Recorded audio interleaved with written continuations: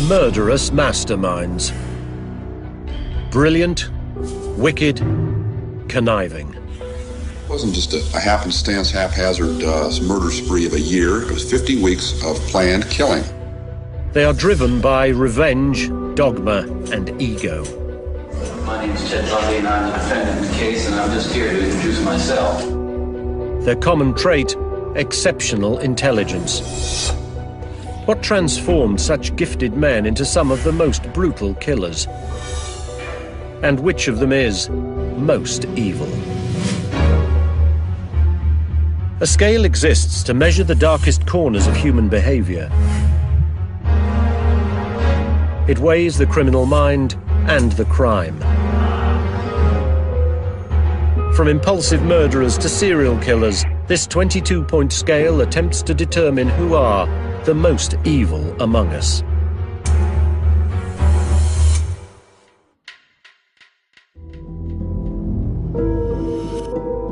Malicious masterminds. They are among the most devious and twisted of killers. Their intellectual acumen is their greatest weapon. It enables them to plot elaborate crimes and elude capture. In California, Edmund Kemper was imprisoned for killing his grandparents in 1964. He tricked the system into releasing him early, then launched into a year-long killing spree. 19th century Chicago. Dr. H.H. Holmes slaughtered victims in his hotel and then sold their body parts. For him, murder was thrilling and profitable. 1977, Ted Kaczynski disappeared into the wilderness to plan an elaborate series of attacks. He terrorized the US for nearly 20 years. In each case, the murders were gruesome, vicious, and evil.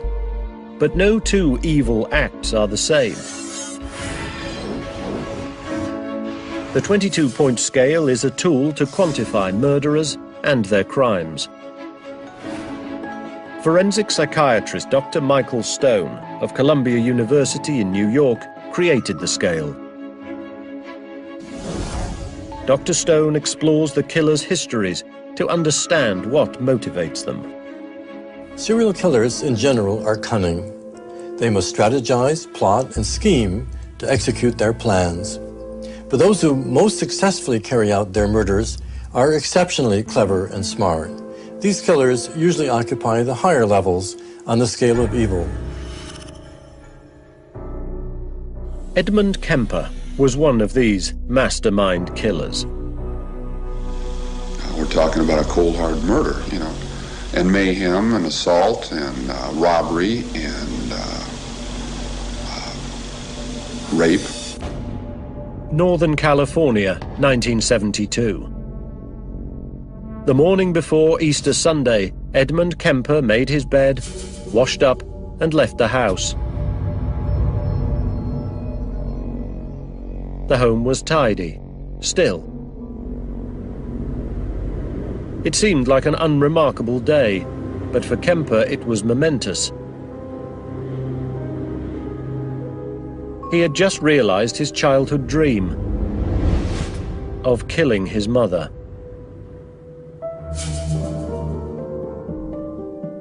After she had drawn her last breath, he whispered to himself, "Poetic justice." She was one of Kemper's 10 victims. Kemper is among the most gruesome serial killers. This towering 6'9" man slaughtered, butchered, even devoured his victims. He delighted in killing, and due to his intelligence, his crimes went long unnoticed. What compelled him to kill his own mother? And how did his intelligence and skillful deceit fuel his killing rampage? To understand the roots of Kemper's sadism, Dr. Stone examined his past. He uncovered nightmarish details. Kemper was raised in a tumultuous household. His parents separated when he was 4. He and his two sisters stayed with their mother, who was embittered by the split. She berated young Kemper and even locked him in the cellar for months at a time. There, Kemper created fantasies. He imagined killing his mother, her friends, his teacher. The isolation seemed to engender hate within him. He took out his anger on his sister's dolls, cutting off their heads and limbs. This childhood aggression foreshadowed Edmund Kemper's later crimes.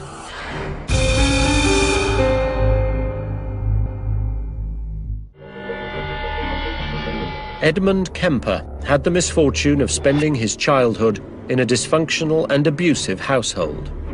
His parents' marriage disintegrated when he was a young child, and his mother remained bitter about the breakup. She often took it out on her only son, belittling him and locking him in the cellar for long periods. His mother is the defining figure in Kemper's childhood. The rage that she feels for her husband is directed onto her son. The oppression Kemper experiences slowly builds to anger within him. As a teenager, Kemper lived between his mother's and his grandparents' homes. His grandparents made him feel like a burden and unwanted. In August of 1964, in a fit of rage, he shot and killed them. He was sent to a mental institution for adult prisoners, though only 15 years old. While there, he mastered skills in deception. He also scored 136 on IQ tests, of superior intelligence, one doctor noted. Surrounded by psychopaths, he spent his days learning about their crimes. He also befriended the psychologists who were treating him and earned a job as a research aide administering psychological tests to other inmates. Kemper memorized 22 of the tests. Not surprisingly, he scored high marks when he himself was tested and won praise from the psychologists. He was released early, in 1969. Kemper uses his intelligence to trick the authorities. This makes brilliant killers among the most dangerous criminals. They have foresight and the capacity to outsmart not only their victims, but also their captors. To do so, they are extremely calculating and scheming. They carry out their crimes with absolute precision. And when put in an environment that triggers their rage, they are merciless. When released, Kemper, then 20 years old, was sent back to live with his mother. But I was put right back in the pressure cooker that I was hatched out of. It was a very sick and very depressive and very unhealthy relationship. His mother continued to taunt Kemper, telling him he was a failure like his father.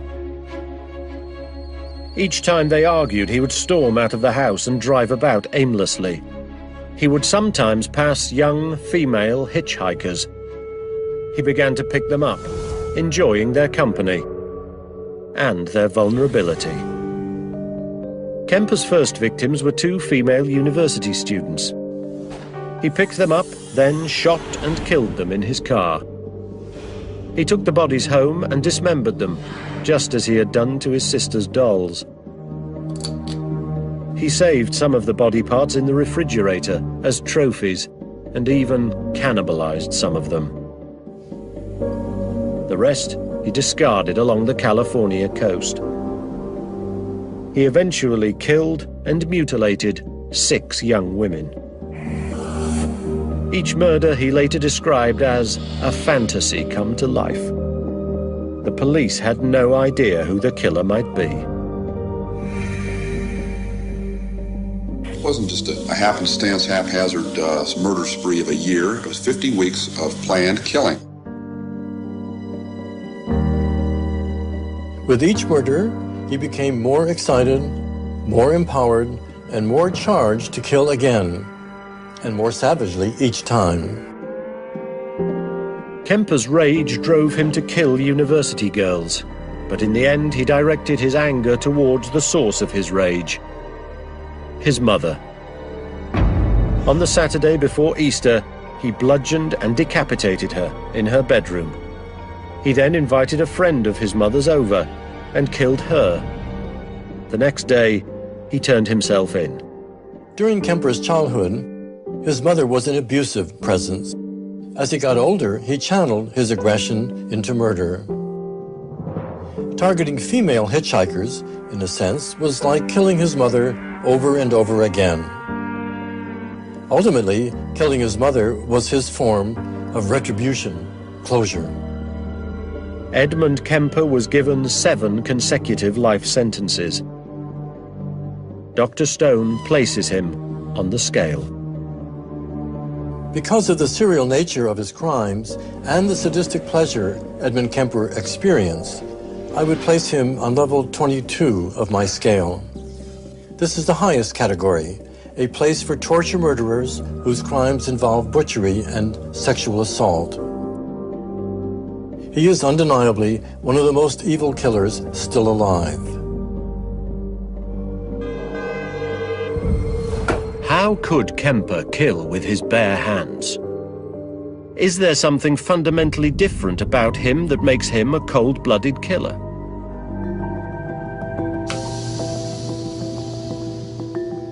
Some researchers are investigating the biology of human empathy. It starts with what are called mirror neurons, brain cells that fire both when an action is performed and when the same action is observed. What mirror neurons do is to really be the building block of social behavior in our brain. Marco Iacoboni of the University of California at Los Angeles studies mirror neurons and the role they play in learning empathy. He believes that mirror neurons tell the brain how to read and feel emotions. People without these mirror cells cannot empathize with others. They cannot see pain being felt by another person. To test his hypothesis, Iacoboni had research subjects undergo functional MRI scans as they observed and responded to emotional cues. They were shown pictures of people expressing happiness or anger. First, they were told to simply observe the images. Then they were asked to mimic the emotions. The results were intriguing. The brain scans showed that mirror cells communicate between 2 parts of the brain, connecting an action to a feeling. Brain activity starts in the region responsible for muscle movement. The mirror cells instruct the brain to literally mirror the observed action. The cells then send an impulse to the brain's emotional centers, connecting an emotion to that action. Thus, when normal people see a smile, they experience happiness. These are the building blocks of empathy. When I feel certain emotions, I express those emotions with my own body, with my own face. Iacoboni validated his theory by testing unlikely subjects. Autistic patients who generally lack the ability to empathize. And I want you to point to the face that shows how she's feeling in the picture. Show me angry. Autistics know how to describe emotions. Angry. Embarrassed. But many have difficulty feeling or expressing them. Show me joy. Functional MRI scans of the autistic subjects showed very little activation of mirror neurons.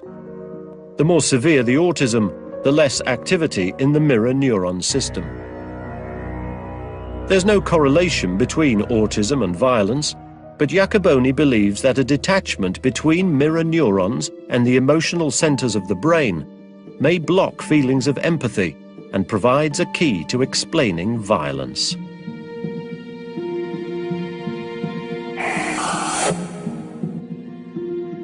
We believe that violent behavior could be triggered by some form of disconnect between mirror neurons and emotional brain centers. Lack of empathy is a starting point to understanding mastermind killers like Edmund Kemper. Murderers who, despite being intelligent and accomplished, show no regard for their victims. One of the most chilling of these mastermind killers was Ted Bundy. My name is Ted Bundy, and I'm the defendant in the case, and I'm just here to introduce myself. Bundy brutally murdered at least 35 young women across the United States in the 1970s. His violent streak began when he was an undergraduate at the University of Washington. After a girlfriend dumped him, he sought revenge on women, gaining their confidence by posing as a police officer, fireman, or businessman. He would then rape, bludgeon, and strangle them. Ted Bundy was an expert imposter because he was extremely attractive and persuasive. He knew how to take advantage of his good looks and charm. This was also evident during his trial. Bundy defended himself. He impressed even the judge. You're a bright young man. You made a good lawyer. I'd love to have you practice in front of me, but you went another way, partner. Take care of yourself. Thank you. Bundy was sentenced to death and was electrocuted in 1989. Some killers are so clever, so devious, that they are never found. One of the most notorious of these was the Zodiac Killer. In 1969, he terrorized the San Francisco Bay Area of California. He's an absolutely ruthless, completely merciless killer. He is known to have murdered 5 people and remains a suspect in at least a dozen other unsolved attacks. Most of his victims were young couples. He taunted the police and left clues in letters he sent to the press. His letters included 4 cryptograms in which he used 360 symbols. He said these ciphers would reveal his identity, if anyone could crack them.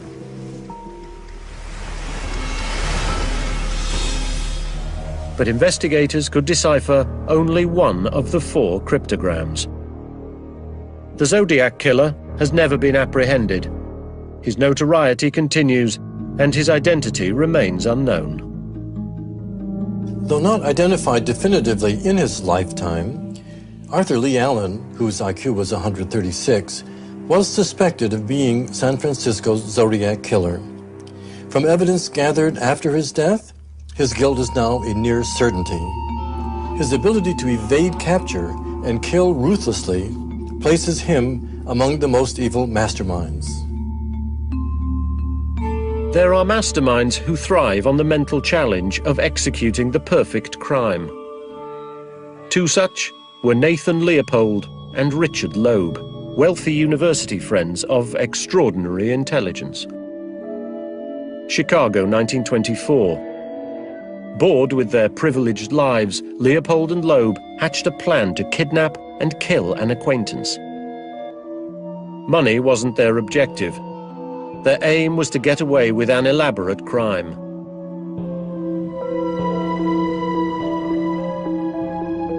They picked up a 14-year-old boy, Bobby Franks, a neighbor, bludgeoned him to death, poured acid on his body, and burned his clothes. Then they dumped his body near a railway line and sent a letter to the boy's parents demanding $10,000. The pair delighted in reading about their crime. Virtually everything had been perfectly orchestrated, but they had made one mistake. Leopold's glasses had accidentally fallen out of his pocket at the crime scene. Police found the glasses near the body, leading to the arrest of the killers. During the trial, a prosecutor described the crime as so meticulously carried out that there would have been no arrest, no hearing, had the glasses not fallen out. Leopold and Loeb were found guilty and given life sentences. While they were intelligent assailants, they were novice killers, and not in the league of another Chicago murderer who had preceded them by decades. H. Holmes, a 19th century physician, was one of the most prolific and cold-blooded masterminds of all time. For him, murder was not only a thrill, it was lucrative. In 1893, the Chicago World's Fair was in full swing. Visitors from around the country had descended on the Windy City. Many stayed at Dr. Harry Howard Holmes's Grand Hotel. It was 3 stories high, stretched an entire block, and was known as the Castle. But behind its walls, it was a death trap. Scores of people disappeared after entering the hotel. Their fate is the stuff of blood-curdling nightmares. Holmes possesses every trait of evil. He basked in dismembering, mutilating, and abusing his victims. Holmes's one-man murder spree would go on for 2 years.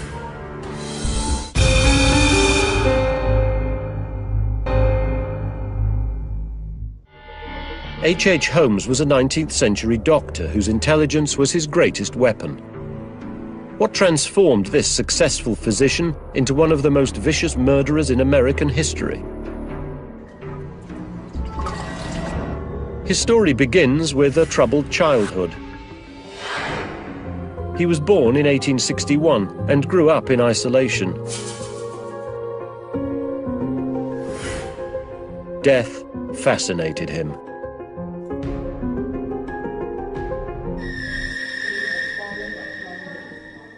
His mother was a zealous Methodist. She read the Bible to him almost every day, instilling in him extreme ideas of good and evil. His father was an abusive alcoholic.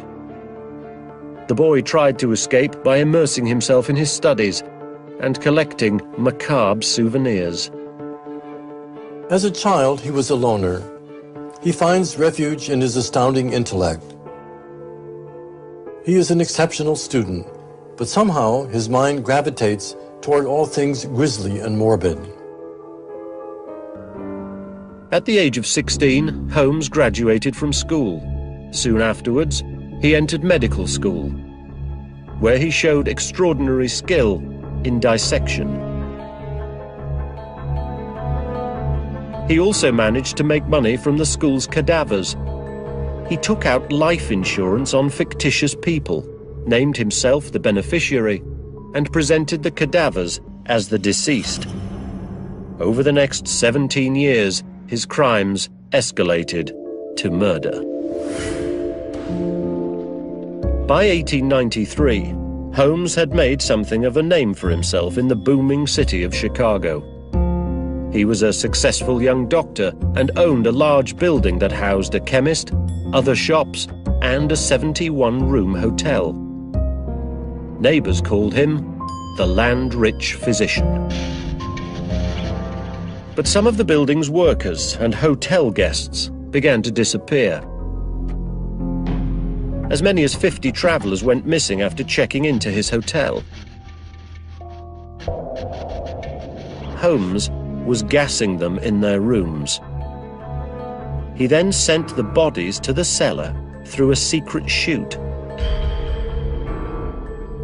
In the pit of this house of horrors, Holmes engaged in repulsive acts. He beat and sexually assaulted his female victims. Then, applying his surgical skills, he sliced up the bodies. He disposed of body parts in vats of acid or a furnace. Sometimes he polished and assembled the bones into skeletal models, which he sold to medical schools. Holmes possesses every trait of evil. he basked in dismembering, mutilating, and abusing his victims. Fortune was Holmes's primary motive. He not only sold skeletal models, but continued his insurance scams using his victims' bodies instead of medical school cadavers. But as the World's Fair began to wind down, people became suspicious of the activities at his hotel. Holmes fled Chicago. He traveled around the US, committing more frauds and murders. A Pinkerton investigator, hired by one of the insurance companies, tracked him down and had him arrested. As the investigator dug deeper into Holmes's activities, he discovered the killings. Holmes was convicted of the murder of an associate whose body he had tried to use in one of the insurance scams. He later admitted to 27 killings, though some estimate he murdered as many as 200 people. In 1896, H.H. Holmes was put to death by hanging. Holmes went to great lengths to kill. He constructed a monstrous house of death. He successfully pulled off his crimes by manipulating the public's trust and by drawing out the murderers. He was deceptive, depraved, indeed the consummate torture murderer. For these reasons, I put Holmes at number 22, the highest level of the scale, and where Edmund Kemper stands. Because Holmes killed more victims and tortured them more prolongedly, he even outdoes Kemper in depravity. Of all the mastermind killers, perhaps the most clever was Ted Kaczynski. He was also among the most elusive serial killers of the 20th century. Once a child prodigy, as an adult, Kaczynski used his extraordinary intelligence to terrorize Americans for nearly 2 decades. He was the country's most wanted and feared killer, known simply as the Unabomber.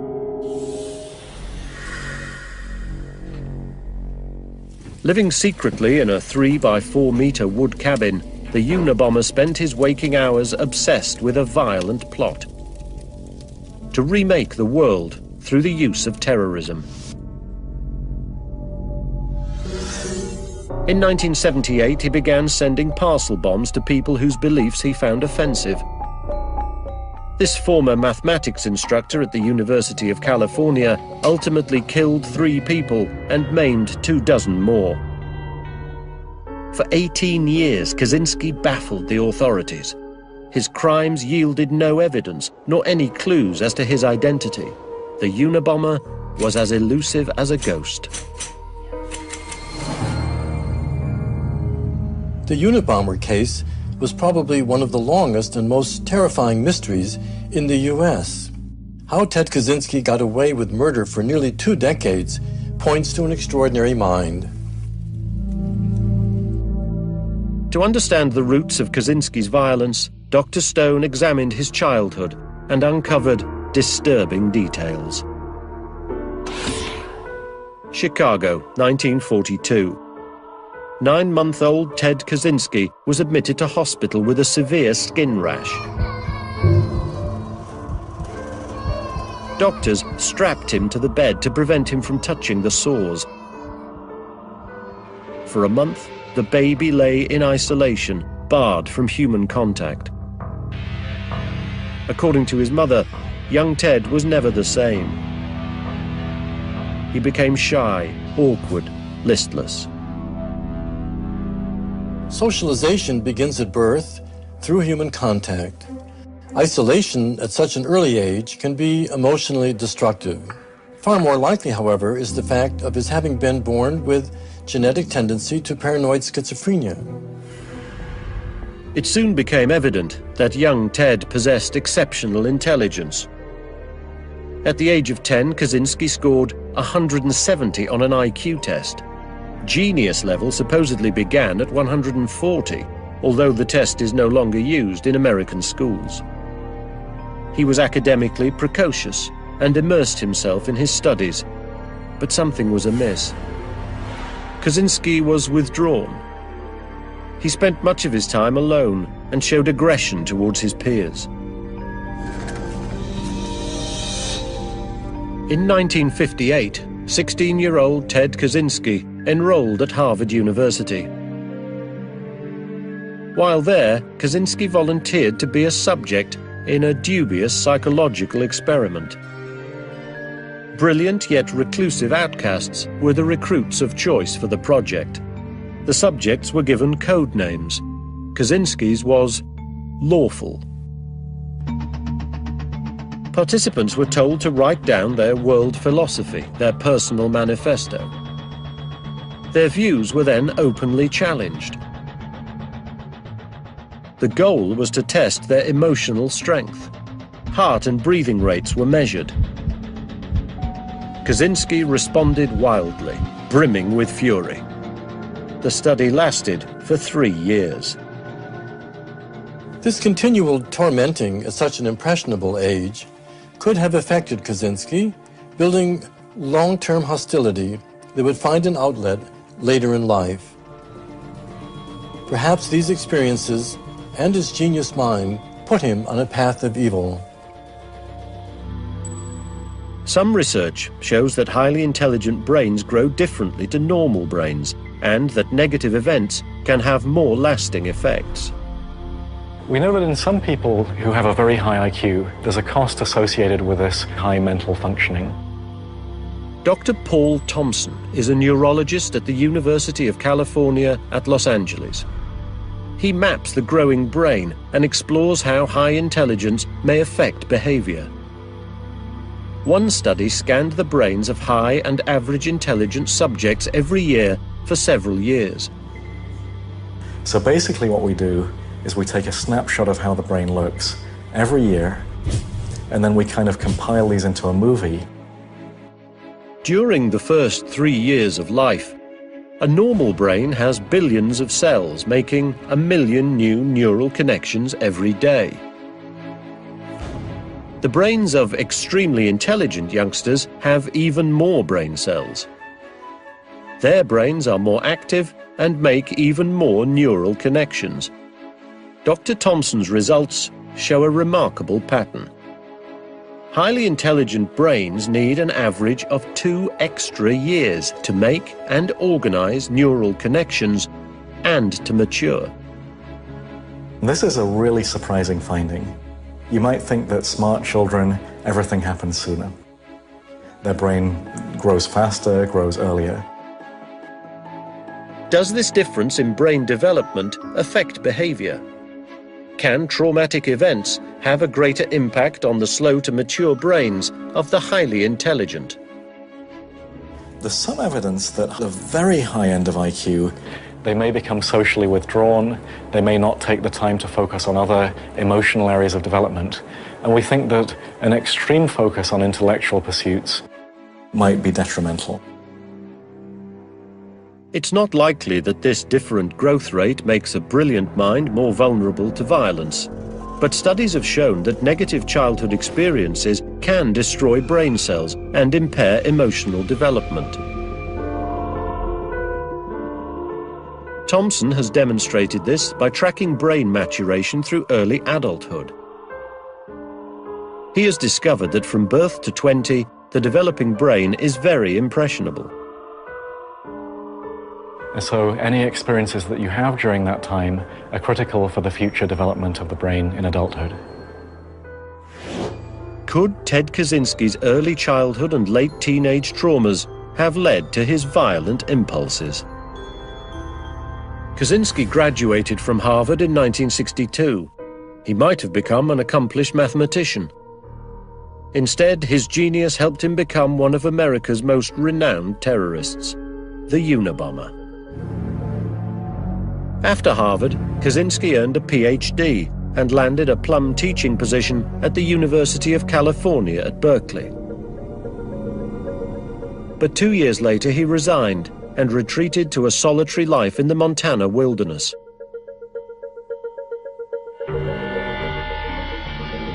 He would soon put into motion his violent plan to eradicate modern technology, which he believed was destroying humanity. In 1978, he sent his first parcel bomb to the science department at the University of Chicago. Over the next 9 years, bombs arrived at other universities and businesses. 24 victims were wounded and disfigured. Each time the explosives were more powerful and deadlier, but they contained not a shred of evidence. Kaczynski took extreme measures to hide his crimes. He lined his shoes with a smaller sole so that his footprints could not be identified. The bombs were made from stolen and homemade materials, all untraceable. And he recorded his every move in code, so they'd make no sense if discovered. Then, in 1987, the Unabomber seemed to disappear. His master plan was grand. It required someone of superior intelligence and made him an unpredictable killer. The Unabomber's inactivity raised concerns for investigators. His period of silence made it worrisome because it's waiting for the other shoe to drop.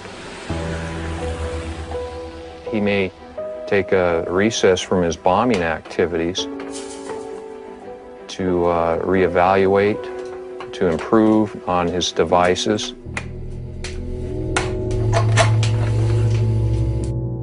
Dave Weber was part of the task force chasing the Unabomber. After years on the investigation, officials were struggling for answers. In the early days, there were no clues to tie the bombings together whatsoever. After the first letter bomb in 1978, another had turned up a year later at Northwestern University, also in Chicago. Then another one detonated inside an aeroplane. There were injuries, but no deaths. In 1985, the Unabomber claimed his first murder, a California computer store owner. More than 15 other victims were wounded and disfigured. Seemingly random targets, no apparent motive, and no clues. Kaczynski was covering his tracks meticulously.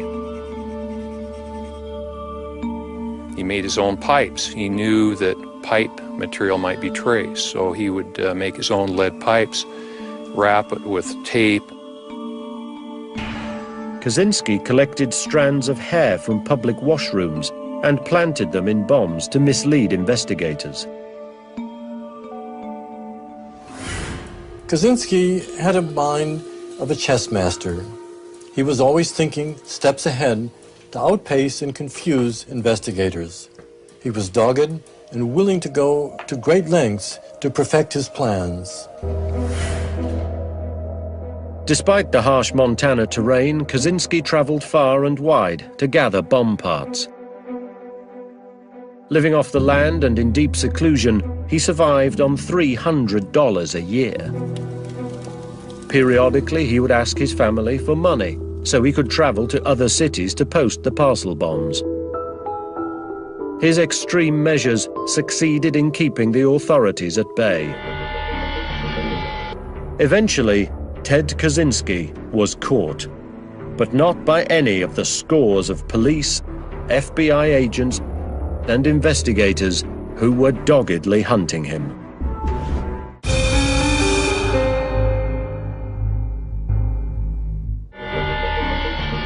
For almost 18 years, the Unabomber eluded the police and FBI agents who were tracking him.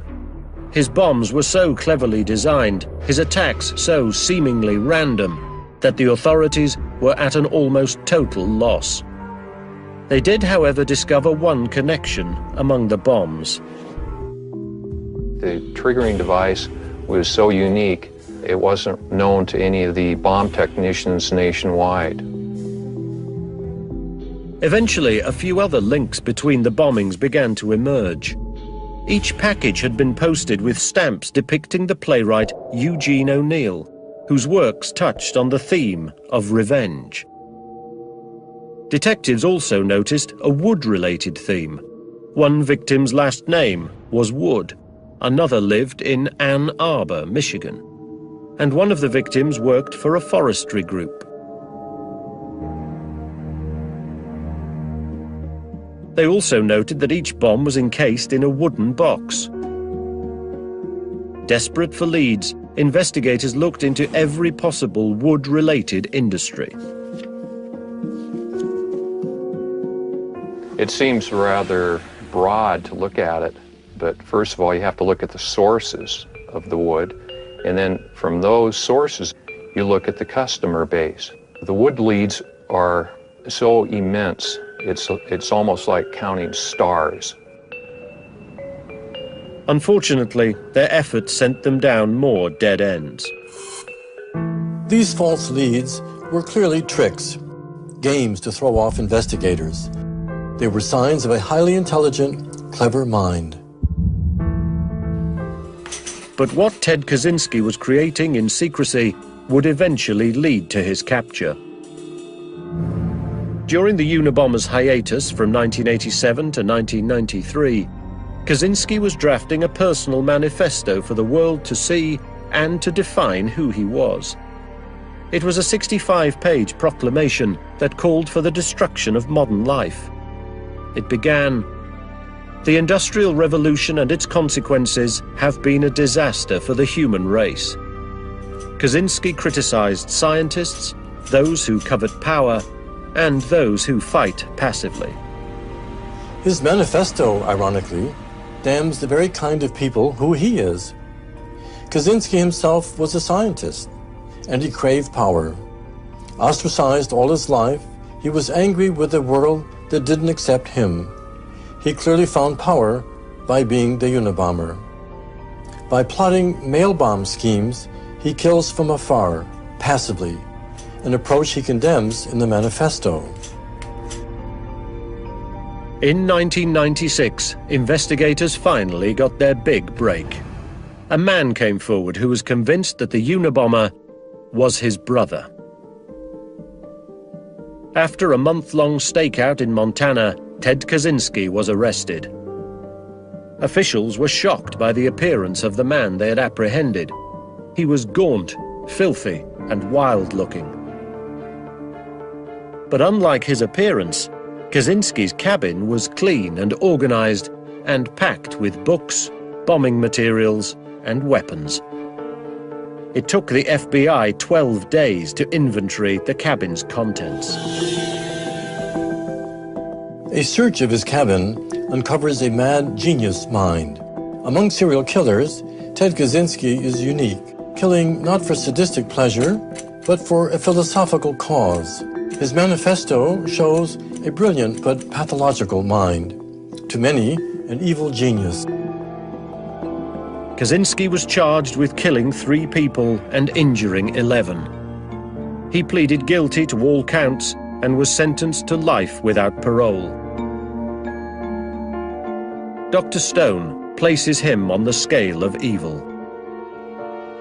Because of his systematic planning of brutal but detached murders, I would place him on level 16. A place reserved for psychopaths committing multiple vicious acts. But unlike Kemper and Holmes, he killed from afar. He never faced down his victims. Therefore, he lands lower on the scale of evil. Malicious masterminds. They seem to outmaneuver everyone. They get away with numerous murders. Their killing often goes on for years. They are hard to identify, conceal their intentions, and frequently strike when least expected. These traits make them perhaps the most dangerous of murderers. As Dr. Stone continues his investigation of these ingenious killers, he helps us understand why brilliance turns to murder, and which of them is most evil.